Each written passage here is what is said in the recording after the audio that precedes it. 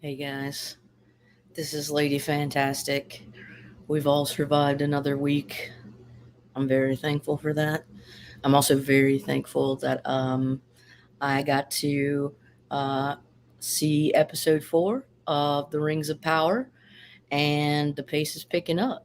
And I think things are getting a little better, man. It's getting a little juicier. So, um, I'm gonna kind of reveal some things that happen in this episode. That's just a warning if you haven't seen it. Probably want to watch it first. What we see is, I think it opens in Numenor. Um, Even though like I watched it twice, and I'm like, oh, I think it opens in Numenor. But we've got uh, Galadriel and her. She's almost petulant. And this is the way they're doing the character. And this is the way they're writing her. This is not the way she's portrayed with Tolkien, but I think they're showing an arc because she behaves with petulance. And each time that fiery um, response without being diplomatic or without thinking, she ends up getting or not getting what she wants. She ends up getting like screwed or denied. She kind of, but Hallbrand tells her like, she ends up getting thrown in jail for sedition because she gets an attitude with Tarmiriel, and is like, well, I'm gonna go see your dad or something like that, and it pisses her off. And what Hallbrand says is, don't you quit like, trying to fight everybody and think about like the one thing like that she's afraid of you knowing, or she doesn't want you to know. And she was like, okay. And Hallbrand's like, all right, look, dude, you like insulted her people, you did all these awful things, and you like demanded all this shit, and she didn't throw you in jail until you said something about her dad. So clearly, like, Tar Palantir is a weakness for her. So, anyways, Galadriel goes up and sees that, Tar Palantir is actually kind of in a shitty state. But at that same time, Tarmiriel's there, and she allows Galadriel to look into the Palantiri, and there's like 7 of them. And here she's saying like she doesn't know where the other 6 are, but like there should be 6 on Middle Earth. And she looks in it, and so she sees that Numenor uh, is destroyed by a huge wave, which I think is the name of the episode. And not only did Galadriel see this in the Palantiri, the episode begins with Tarmiriel in a dream, seeing that same exact thing, seeing the leaves of the oh gosh, can't remember what the name of that tree is, but the white leaves of the tree in Numenor begin to fall, and that's a sign of the Valar weeping because the Numenorians have turned their backs on the old ways and the old gods. So that's interesting. So there's a lot going on there, and but what we do see is we see Tarmiriel doing the right choice and saying she's escorting or making the right choice, saying she's going to escort Galadriel to Middle Earth because there once existed, an alliance between men and elves. And I thought that that was awesome. So Farazan joins her. This is not exactly the way things go in, in Tolkien, but whatever, it's cool. Because I think what this is going to show is that there is definitely a faction of people that want to be redemptive in their behaviors. And so Tarmiriel is showing that through her actions. But what we'll see is probably them have a great victory and Farazan come back and propagandize it as the greatness of men, and it will probably just perpetuate more like worship, and that's how they'll end up falling, even though this is a kind of they're doing a good thing at first.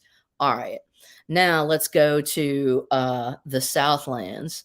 um we've got all these townspeoples from different regional towns come together at the old elf watchtower that Arendir and his two uh, fellow elf soldiers, which I think they're both dead now, um, were guarding, and they had gotten captured by orcs. So all of these townspeople came and escaped to that watchtower because it's a little stronghold. And we know that Arendir had been captured by the orcs, and they're like, send him to Adar. So we get to see who Adar is. Dude, he definitely looks like an elf that's getting orcified. So he looks like an elf that has been under the influence of Morgoth. So he's turned dark. He's starting to turn ugly. He's, and so I think they're trying to lead us to.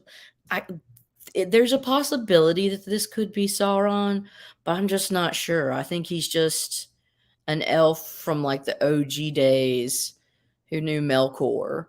And I mean, like that's like they're like trying to fool us, like, hey, you think that this is just a rando elf, but it ends up being Sauron. I don't know, dude. I don't know, but Adar's a pretty dark dude. I really liked seeing the interaction between him and Arendir. And then, one of the most beautiful scenes I thought was the scene with Arendir, Brownin, and Theo, where it was just, there were no words, and it was just like music and showing them running through the darkness of a forest trying to get to the light. And I think it was during Disa's like song where she was resonating to the mountain, begging for it to spare the lives of four dwarves that had gotten caught in when rocks fall. I'm not sure, not an avalanche, but there were there were some rocks that fell within them mining, and it was because they were mining for mithril. And because when they mine for mithril, apparently mithril's found in places that destabilizes the mountain, or you have to dig deep or whatever. And I think what we're going to find is that the desire for more and more mithril is going to end up introducing us to Durin's Bane. And I think that's how Durin is going to meet his end, is by getting a little too much focus on the mithril, and ends up no longer listening to the mountain, and meets his end through Balrog. Um, Interestingly, so Theo speaks with another man from the Southlands. This is an older man, and he's like, I know you stole that hilt from me, and, have you ever heard of Sauron? And I think he referred to Sauron as like a fair servant, or like a kind servant or something. But and he said that the comet, so Meteor Man, was a sign that evil is coming. And so that was interesting. Whether or not that means that the Maya who landed is Sauron himself, or just like that's supposed to be part of the sign when the power starts returning to Sauron or whatever. I don't know, but it was really good. It's this is more just kind of building up as the story, where we see Elrond and Celebrimbor speak a little bit, and Celebrimbor recalls a memory of Elrond's dad saying, one day your fate will lie in the hands of my son.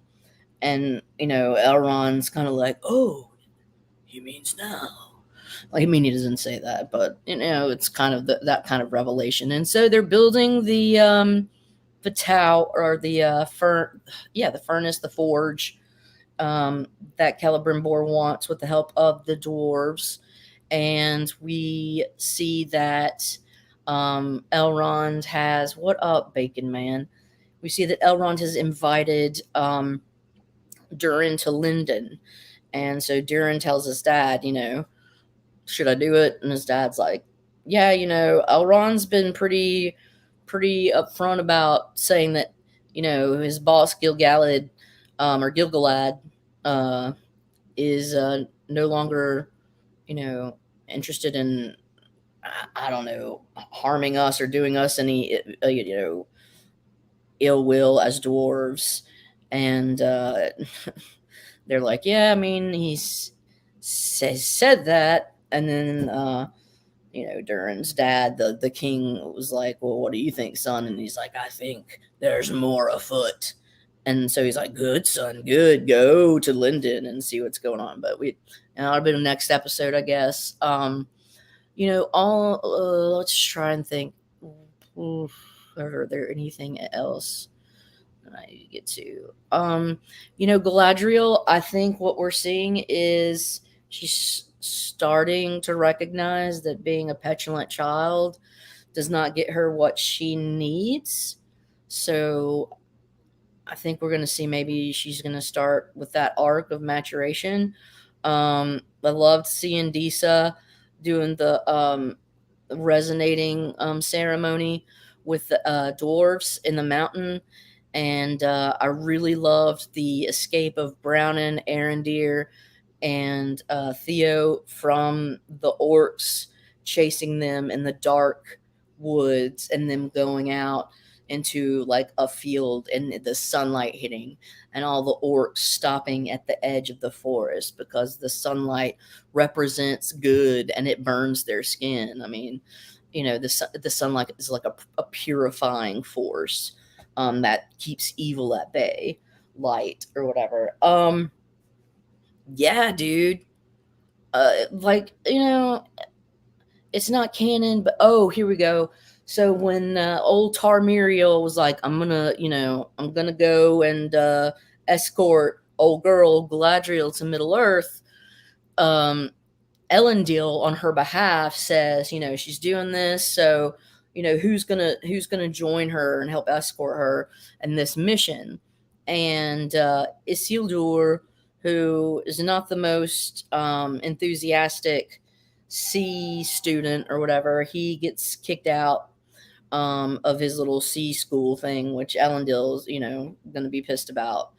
But his buddies get kicked out with him, and so because they've kind of screwed the pooch, they all volunteer and say, I'll go with you guys to Middle Earth, because it's not like we were going to go anywhere else. We got screwed out of our future of being like sailors or whatever. That was interesting. So I think that's what we're gonna see. And then Elendil's gonna be like, well, I can't not go. If my son's going, I gotta go. And they're gonna end up like just being badasses of Middle Earth, because I mean that's what's in the books. They go and they fight Sauron, dude. Um, and I think they're building things up to. They're doing, I guess. I think they're keeping a lot of things true, but also like certain things, aren't the same, and they're it's fan fiction, okay? It's $1 billion fan fiction, and I'm so here for it, and I dig it, and you know, I totally get that people have their own criticisms, and that's fine. The part that I just don't want to get into is certain people are trying to make this like a culture wars thing or whatever. Hey, what's up, Russ? I saw you last night on either the 1011 with Gary B or the hot seat. I can't remember which one, but you were on Gary B's. Um, but this is a show. If you like it, watch it, man. And if you don't. Um, I am a Tolkien fan. I clearly know that this is not canon. Um, and I'm grown enough to not let it upset me, because I know that J.R.R. Tolkien's text is not gonna they're not changing, they're not going anywhere. And this is just a little rinky dink fan fiction thing, but because I am a fan of Tolkien, all things Tolkien's, I'm here for it. Just like I'm a fan of all thing X-Men. And what is it? Like I said, like there are people writing fan fiction for X-Men still. John Byrne among them. I'll read that. It's all about your personal tastes and things. I just think, we can all be like adult and civil about a stupid show. It's like, man, I just seen people get really nasty, and it's like, how can you expend that kind of energy getting upset? I just can't. I mean, you shouldn't let random strangers usurp your reverence for any given literature that you value. Like, you just shouldn't let that happen. But that's besides the point. Real quick, Steven Spock, you're gonna get jealous of me. But I got this from Barbarian Kung Fu. I was really excited about getting it. Also got some other goodies from him, but I'm just going to share this one right now. Boom. So pretty excited. Hulk 340, McFarlane. It's one of those Newton ring variants. So I got a bunch of Newton rings. Don't care. Don't care. The book's great. Yeah, with culture war, man. Let's talk about it. I'm angry. You're offensive. Feelings. Yeah, I don't know, man. But anyways, yeah, I just wanted to make you a little jealous, Steven Spock, even though you probably got like 18 of them. Um, and but yeah, you guys, let me know your thoughts. If you guys have any, if anything in the show, particularly whet your interests. Your 9-2 has Newtons. I mean, there's Newtons all over the place. But yeah, in the comments below, just tell me what you're interested in terms of this show, or what irks you, or like, I don't know, man. Just hit the like and watch. Just whatever. Do what you want. It's Friday. All right, you guys. Take care. Be safe. Be kind to yourself, and be kind to others, man. Golden rule, dude. It's really not that hard to be nice to other people. I know I get grumpy, but just it's really not that tough just to be decent. And with that, be safe. Wipe your booties front to back.